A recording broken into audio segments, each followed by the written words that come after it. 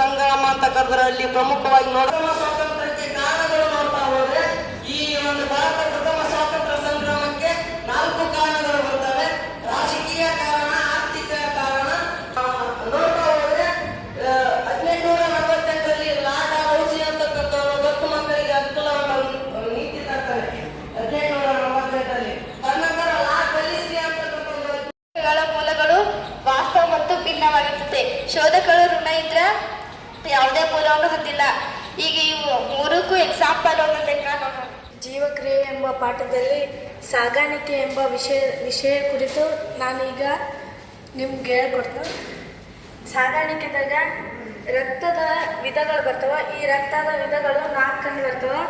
ಈ ರಕ್ತದ ವಿಧಗಳು ಫಸ್ಟ್ನೇದಾಗಿ ಕೆಂಪು ರಕ್ತ ಕಣಗಳು.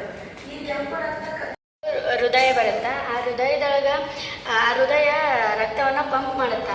ಆ ಹೃದಯ ರಕ್ತ ಪಂಪ್ ಮಾಡಿದಾಗ ಹಂಗೆ ಸರಬರಾಜು ಆಗುತ್ತೆ. ಈ ರಕ್ತ ಈ ಮೂಲಕ ಬರುತ್ತೆ, ಇವೆರಡು ನಾಳಗಳ ಮೂಲಕ.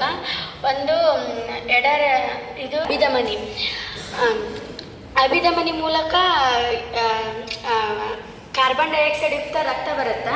ಆ ಕಾರ್ಬನ್ ಡೈಆಕ್ಸೈಡ್ ಯುಕ್ತ ರಕ್ತ ಕಿಡ್ನಿ ಒಳಗೆ ಹೋದಾಗ ಆ ಕಿಡ್ನಿ ಆ ರಕ್ತವನ್ನು ಸೋಸಿ ಆಮೇಲೆ ಡೈಆಕ್ಸೈಡ್ ಮತ್ತು ಆಹಾರ ಹಾಗೂ ನೈಟ್ರೋಜನ್ ಯುಕ್ತ ತ್ಯಾಜ್ಯಗಳನ್ನು ವಿವಿಧ ಭಾಗಗಳಿಗೆ ಸಾಗಾಣಿಕೆ ಮಾಡೋದು. 2ನೇದು ಕೆಂಪು ರಕ್ತ ಕಣ.